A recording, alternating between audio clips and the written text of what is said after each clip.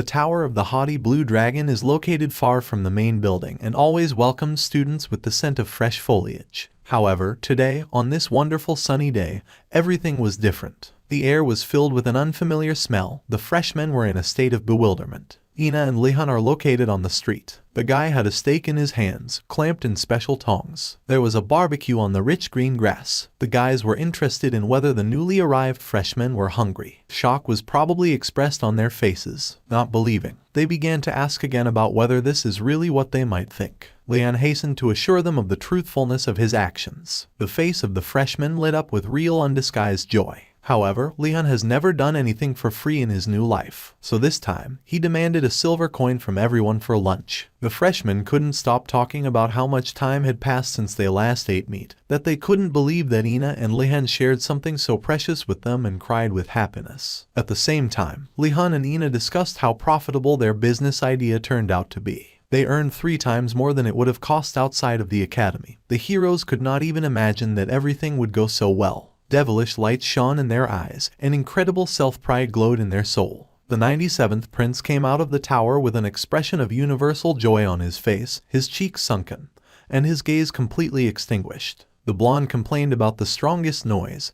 He was about to starve to death. He froze in shock when he saw the ruddy fragrant steaks lying on the table. Lihan smiled affably at his friend and hurried to greet him cordially. The brunette immediately offered ganando to eat. The prince's face flushed, and tears rolled into his eyes from feelings that immediately filled his boyish heart. He had already managed to thank Lihan from the bottom of his heart, as they hurried to stop him with the news of the payment in silver coin. The prince asked in surprise if they really took the money. Lihan immediately hurried to assure him that the nobles were too proud to take something for free. The prince was disappointed to say that he did not have a drop of money because of the director. Lihan, with the most innocent smile on earth, handed ganando a loan agreement filled with small print from top to bottom. The brunette immediately explained to the prince what and how to do, said that you just need to enter the amount in it and indicate your name. To the surprise of everyone, Ganando burst into large tears of joy, talking about how wonderful Lihan is. The prince could not understand how Mu was lucky enough to make friends with such a wonderful person. The blonde man amused his consciousness with the fact that he definitely knows how to understand people. For him, it became a representation of true friendship, while Lihan and Ina saw him as just another source of income.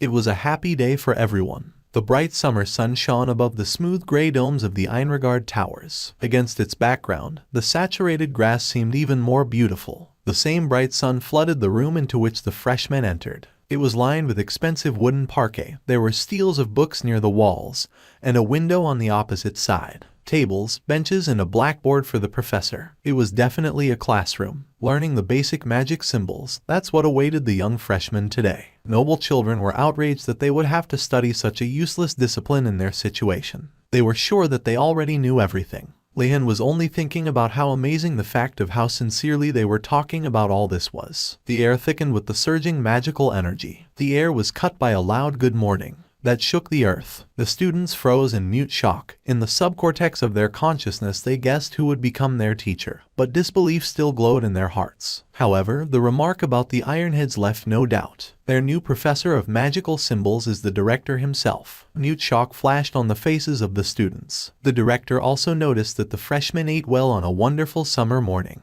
The professor told them with a chuckle that he thought it would take them more than a month to get food. The noble children once again began to be indignant. They could not even believe that they really had to get food on their own. They have been accustomed from birth to the fact that a huge number of servants are running around them, and everything can be solved with money. For them this situation was completely amazing. The headmaster hastened to silence the outraged students with magic and continued talking. He was glad that his freshmen were learning so quickly and were not left without food for a whole month. Thanks to their intelligence. The newcomers come every year, but the students from the Blue Dragon Tower have always been the slowest. The Black Turtle Tower is usually the fastest, followed by the White Tiger. Compared to them, the Blue Dragon Tower, which is full of high-ranking nobles who have never done anything difficult in their lives, adapted the longest. But these have already adapted fine. Satisfaction from the current situation shone on the director's face. It was obvious that he, Lihan, was at the head of this amazing course. The director looked at him point blank. Their eyes met. Lihan immediately thought that it was a mistake to meet his gaze. The director immediately realized that Lihan was different from the others, even when he first saw him standing in the corridor of Einrogard at the time of the welcome meeting. Who could have known that someone so free would get into this harsh faculty? The director is convinced that freedom of thought is the most important thing a magician should have. That is why he puts his students in extreme situations. Besides, it's always insanely interesting to watch. A blue-haired nobleman suddenly asked the director a question about whether he could tell what this activity was for. The director's face immediately expressed the purest bewilderment. His answer was that he asked a good question, but how does this student think about it? In fact, the answer was surprisingly simple. When graduates cause trouble outside the academy, the emperor blames the director. The Lick was madly angry at the current situation, and the student froze in mute shock. They could not have imagined that the answer would be like this. The director continued his complaints, now complaining that there were so many problems from their older comrades that it would have been easy for them to do with their heads. So, the director finally officially announced that he would teach this course, simultaneously filling out another tedious report, of which there have always been a lot in his work. Suddenly, he turned back to the blue-haired student in an angry tone, informing him that when the messenger comes to talk about the assholes of the undergraduates, he will not be able to punish him for their deeds. The student in wild horror reported that he understood everything. Lihan sat in deep perplexity and looked at the director in shock, and he continued his lecture with words that he should not even say that they were different.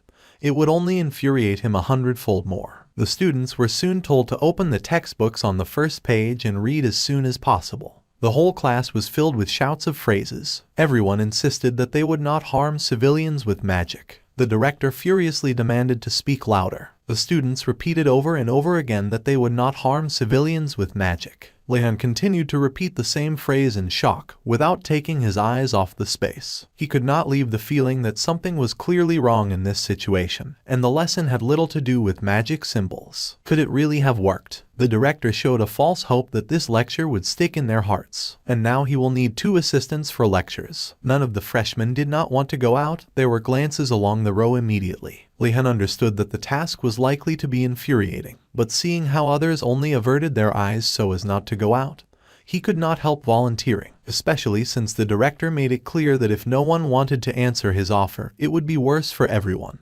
And Ray was more than able to restrain any promises concerning punishments. Meanwhile, Lihan was sure that in the future his courage would be credited to him and his momentary torment would not be so important in comparison with what reputation he could earn in the eyes of the teacher. The director let out a pleased laugh and approached the student closely, noting that he clearly likes to stand out. The bewilderment on Lion's face was replaced by cordiality. In a flattering tone, he told the director that it was an honor for him to help a professor whom he respected. The director tensed up and said that the way Lihan was throwing around compliments just pisses him off, but nevertheless the opportunity comes only to those who are ready to use it, and there was nothing to do. In his thoughts, Lihan realized that the director had guessed that he had volunteered to help only for his own benefit. Gainando asked if Lihan had gone mad. The prince's face expressed sincere horror, and his eyes were once again in an empty place. He was always touched by Lihan's selflessness and his courage in such situations, but she could not leave him indifferent. The prince could not imagine what this madman could do to his dear friend. Gainando's actions were stopped by another of his fellow students, who had grayish hair and a clear lack of upbringing, because the next minute he turned to Lebanon by his last name, also in the third person. Nevertheless, the student understood that this was not madness on the part of Vardanaz, but only a way to save the others by sending himself to sacrifice. After these words, Gainando became even more gloomy, although it would seem that much. He couldn't believe that Lihan turned out to be even more noble than he had imagined all this time. He tried to collect his thoughts, realizing that for the sake of Lihan he had to volunteer second. It was a difficult decision for him, since the prince himself understood that he was quite cowardly. As soon as Gainando opened his mouth, a voice came from a nearby place saying that he also wanted to participate. He was a tall young man with glasses. His thick long swamp-colored hair was pulled into a low ponytail, and his right hand was raised up. He was a freshman from the House of Reports. His family was incredibly good at hard work with documents. What the director told him, the student thanked him for the compliment. Lihan vaguely recalled that this young man's name was Asan. He wondered if he was pursuing the same goals as Lihan himself now. Asan's face lit up. He turned to Lebanon and said that he wanted to repay him for his help. Lihan was embarrassed, saying that it was not worth going so far just to pay the debt. Asan assured him that his family always makes sure that all existing debts are paid. A heavy green aura suddenly hung over them, and the director's voice uttered the words, which said that it was pleasant for him to observe that young people get along well, but it was time to get down to work for a long time. These two students were required to take and manually copy these safety rules for the next lecture, one for each student of the course of each of the towers. The guys froze in mute shock, overwhelmed with indignation. In the evening, Lihan and Assad, burning with anger, rewrote the rules. The second could not believe that the director really forced them to do such nonsense when there was an opportunity to just use magic. Lihan looked sympathetically in his direction. Somewhere in the subcortex of consciousness he understood that the director had come up with another test like if you don't like something, use magic. It was infuriating, because in fact they could not even use the most banal spell to reproduce light.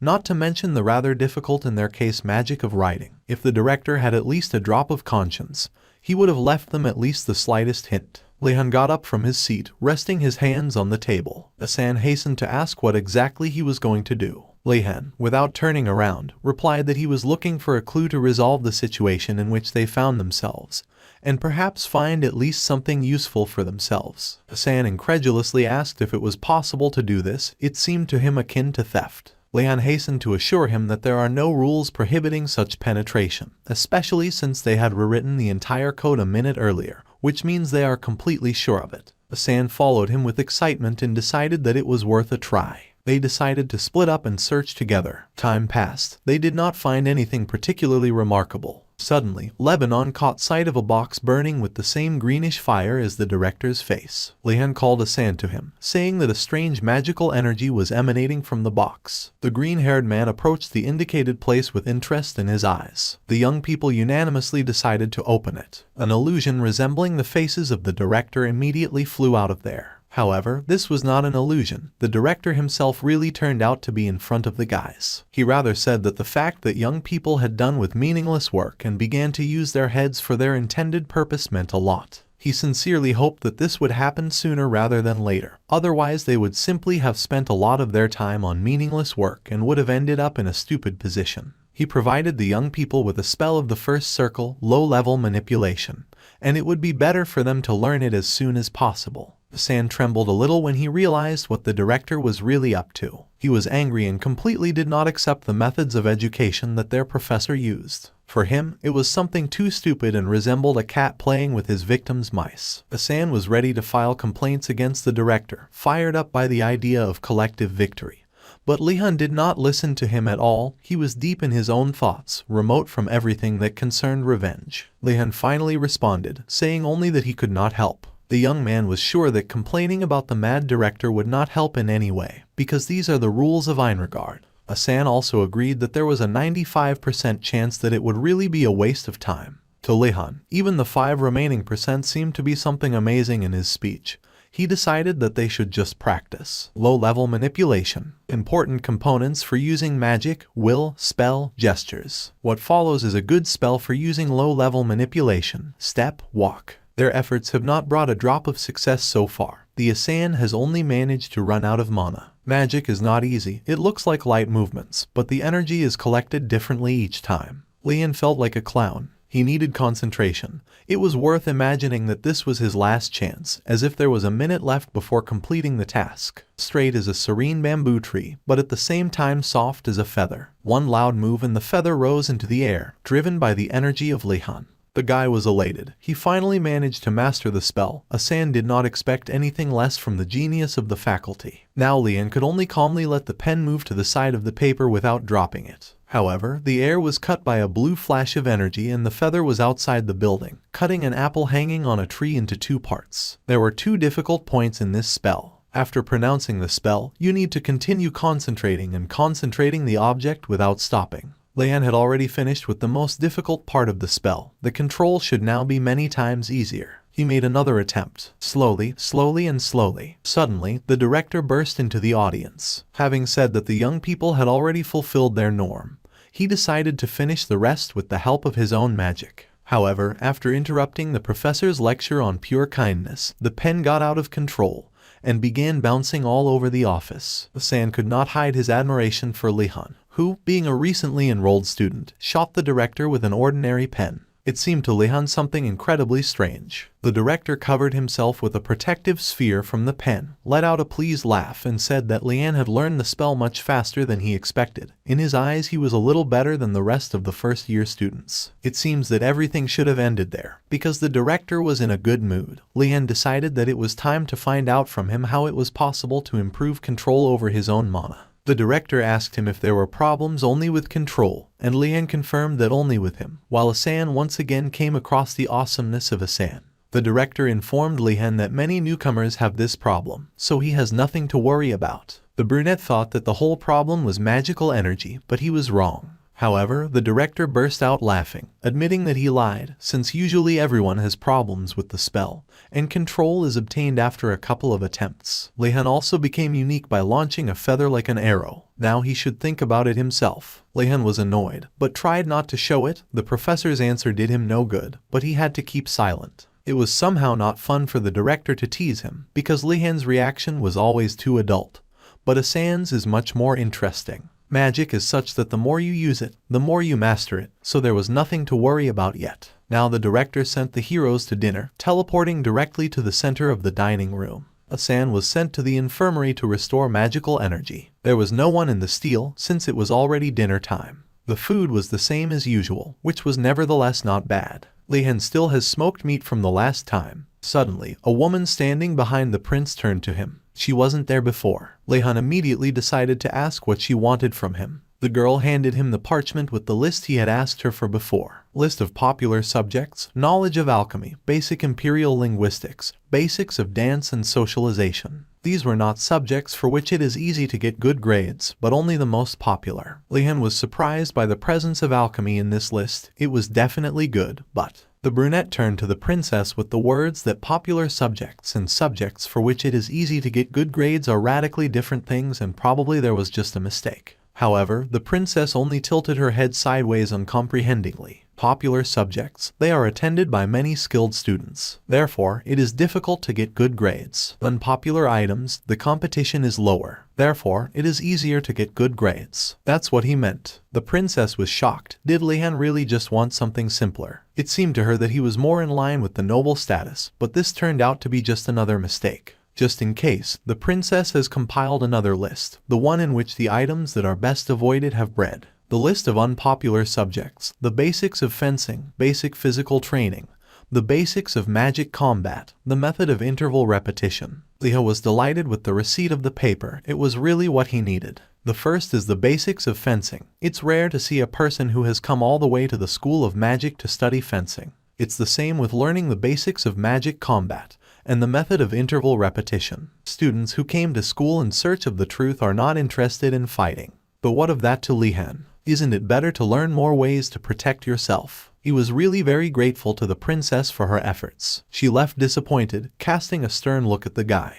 The next morning, Lihan was upset that no one agreed to choose the same items with him. The prince thought that this was another fashion of the highest class. Ina had already chosen the subjects. Asan did not understand how one could waste so much time from classes. However, Lihan understood that they did not even guess what would be waiting for them next, and therefore they would pay their attention to popular subjects. Usually, regardless of the school, the concept of calculation is simply absent from teachers. They know that students have other subjects, but they genuinely don't care. So in order to be able to concentrate on the subjects that you like, you need subjects where you can do nothing. This is the right choice for the distribution of attention. However, he couldn't understand why magic combat classes were held in the basement. The stairs looked quite ordinary, but he had a bad feeling. All the inhabitants of the empire know that you can never mindlessly enter the Tower of Magicians, even if we look like ordinary people from the outside. But there are stories that people were stuck in the tower forever once they entered it. Even as a child, Lihan wanted to know how much these rumors are exaggerated. The people who entered the tower would never have left it, as they would simply have died. This news came as a shock to him, and since Einrogard is the embodiment of the magic tower, even the most curious first-year students rarely explore the school. Lihan tried to reassure himself that even in the evening school remains a school, so everything should have been fine. After all, nothing even happened to him on the first floor of the main building or in the dormitory, so his face expressed sincere hope mixed with horror. Suddenly, the director appeared behind Lihan, asking if he was going to the first underground floor. The brunette was very frightened by such an appearance. He could not understand in any way what the director had forgotten here, but it was still a good opportunity. Lihan's face immediately became much more welcoming. He turned to the director, inserting epithets about respect and joy. He announced that he was really going to the first underground floor, and he would also not mind receiving a couple of instructions from his wise director. He let out another pleased laugh, which he did quite often as usual. His instruction was nothing. He promised to bring flowers when Lihan's corpse was found tomorrow. The irritation of the latter soared to the skies.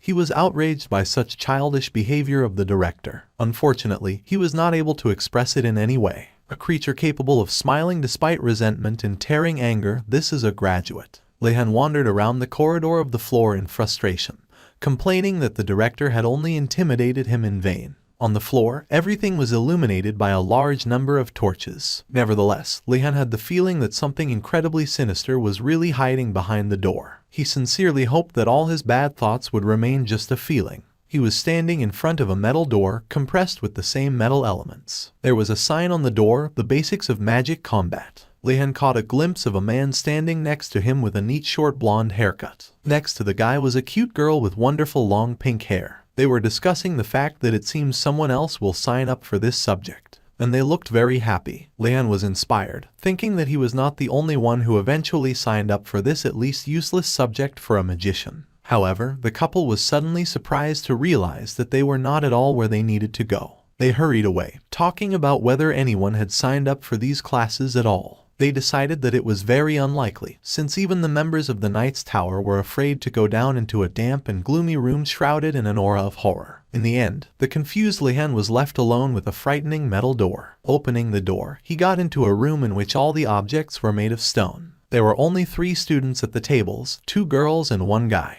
Their ears were stretched out like elves, and blue balls stood in front of them. The girl sitting alone had purple hair, and her face expressed a universal joke. The blonde girl and the guy with blue hair who were in front of him were bickering. It was obvious that the guy was shying away, and no longer wanted to participate in the ongoing dialogue. It is very likely that they performed some kind of paired activity. The blonde girl, seeing Lihan, hurried to whisper to the guy that he seemed to have wandered into the classroom completely randomly. The attention of the brunette was attracted by the balls standing on the tables, but the teacher, who was sitting in the shade, asked him to hurry up and sit at his desk since it was time to start the lesson. Lihan didn't even notice the teacher's presence in the classroom. He had terribly pale skin, an empty melancholic look and long white fangs. Perhaps their new teacher really turned out to be a vampire. After the half-goblin girl, this didn't surprise Lihan too much. The professor introduced himself as Vlad Vagrek, assuring that he hopes for fruitful cooperation. The professor said that he hopes for fruitful cooperation, holding a blue ball in his hands. The man was a father in a well-fitting business suit, a white shirt, a vest with a purple collar. The vampire informed the students that on their tables there are balls made of the stone of the heavenly spirit, which is very sensitive to magical energy. Lihan was looking with interest at the one right in front of him. When the stars are in a certain position, they release holy energy. The star spirit stone is the ore that absorbs it. The red stone shines against the background of the holy symbols, filling with energy. The professor asked the guys to get up and pour their magical energy into the balls in front of them. Lihan hesitantly stretched out his hand towards the magic ball. There were a lot of thoughts in his head. He was overcome by many doubts about whether he would be able to master this science. Of course, Lihan never doubted his talent and experience saved from his previous life, but nevertheless, it was depressing to take into account the work on such an easy-to-understand subject, because he could not cope with even the simplest of existing spells, the spell of light. His hand touched the cold smooth surface, his palm began to tingle slightly. 3 magic balls instantly howled into the air. The deepest surprise spread on the faces of the students. For them, such a vivid manifestation of magic was strange, because a few days ago none of them could properly distribute mana for the production of a spell. It was not a simple Holy Spirit stone, but an artifact. There were many different ones in their world. They were created by skillful masters of their craft. Judging by the initials, this subject was created by the professor himself. It had a neatly printed VV on it. He, in turn, stood with an indifferent expression on his face, not even paying attention to his students. Lihan had once heard that well-made artifacts could be sold at a decent price. Behind him, someone with long ears and purple hair was shaking and sighing in a very strange way. Suddenly, the office was illuminated by a bright flash, resembling an arrow that violently aimed at the ceiling. It seems that the reason why the office was located at such a depth underground became much clearer. The girl who launched the balloon covered her head in horror, fearing that the ceiling was about to collapse. However, he abruptly froze in the air, and from the opposite part of the room, the professor's emotionless voice was heard, which it would seem was not going to worry about what had happened. The voice reported that the ball was connected to the students by will, so they could control them. In fact, he simply placed in them a ban on destroying anything in the lecture hall. Emotions flashed across the faces of the children, from bubbling surprise to the brightest misunderstanding. However, all this could not but rejoice, and yet the incidents did not end there. The same girl sneezed unexpectedly for everyone, launching a magical holy ball flying all over the office. The ball flew right into her, from which the professor sighed in embarrassment, saying that the ban on destruction unfortunately did not apply to them. The teacher asked the heroes to be careful not to damage the ball. The injured girl repeated his words in disbelief. She looked stupidly annoyed. The professor asked them to lift the blue balloons into the air again. Lihan was surprised that he ignored the unpleasant behavior of the girl from the back desk. The guy couldn't help but notice that this professor was different from the others. He did not need to seek any excessive respect and attention from his wards. Vagric seemed to care deeply about them all at all. Meanwhile, the professor asked the students to spin the balls in the air. It was difficult for everyone, since they were not yet strong in managing their abilities, but they had enough perseverance to continue trying to achieve success in this matter. Even the artifact was difficult for them to control, although the mechanics simplified it as much as they could. Lihan began to realize that the ball was not moving the way he wanted.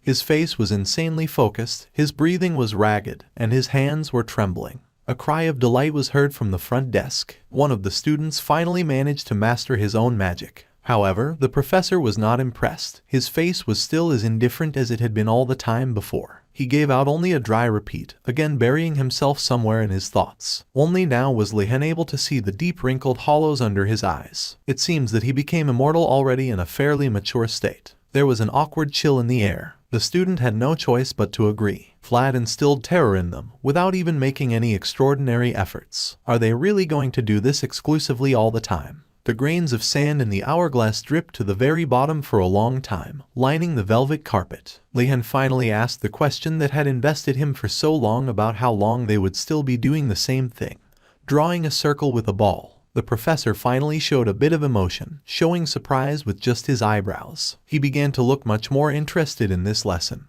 given the fact that until now he had not been interested in it at all. He thought it logical to answer that they would really have to do the same thing until it turned out perfectly. It was very much like his vampire nature to forget that others have hundreds or even thousands of times less time than everyone else. The students immediately sighed in horror. They hurried to take time off anywhere, just not to spend the rest of the time doing the same thing, so they began to ask for time off to the restroom. The girl, who had previously sent the ball flying several times in a row, fainted. Lihan couldn't help but notice that the level of her pretense was really good. He immediately jumped up to the girl in order to provide the required assistance. She only whispered with her lips the words that her mana had run out, and Lihan realized that it was not a pretense at all. He had already forgotten that the mana of the other students is spent much longer than his own. He lifted the girl onto his shoulders and turned to the professor with the words that she seemed to have lost consciousness due to the fact that she had exhausted the supply of magical energy. The teacher only coldly replied that she would start the task again when she came to her senses. His indifference could only be envied. Lihan swallowed, realizing that it looks like he will be the only one who will attend this subject. Professor Vlad was engaged exclusively in reading a book, ignoring the existence of Lihan in the room, apparently secretly hoping that Lihan, like the others, would simply run away without looking back. However, the brunette continued to spin the ball with great tenacity. Finally, the guy decided to distract the teacher with a question about how the grades would be given. Vlad looked up at him with a slightly interested look. The professor said that this will happen as expected by the rules. The assessment is carried out starting from the first place, regardless of how many students were present. The professor finally closed the book he had been reading so hard. Lihan only nodded in response with a short "I see." For him, this item has become a jackpot. If he holds out until the end, he will easily get the highest score and will live as if in honey. This was exactly the item he had been looking for so long. A magic ball that scores a jackpot. Do I just have to repeat? Yes, and with joy. Lihan continued to spin the ball, but now the professor was looking at him point blank. For him, it was something funny, a student who did not leave after the first minutes of class. Vlad never considered himself to be someone with an incredibly good character. Therefore, he did not complain about the behavior of his wards. Every year, students come to this subject like the tide, but also disappear like the tide. Last year, there was no one at all. However, Vlad didn't care. According to the contract, he must teach the subject every year and not collect those who want to attend it. In fact, every day he sat alone in the lecture hall and left when class time was over. However, an unusual freshman appeared and violated the usual regime. An adult and handsome young man, who, judging by his habits and speech, came from a great house. Vlad didn't know about the amount of magical energy Lihan had, but he easily noticed that he was special. It would be good for him if this student continued to attend classes, then Vlad would be able to move on to the next topic of the lesson of this subject. For the first time,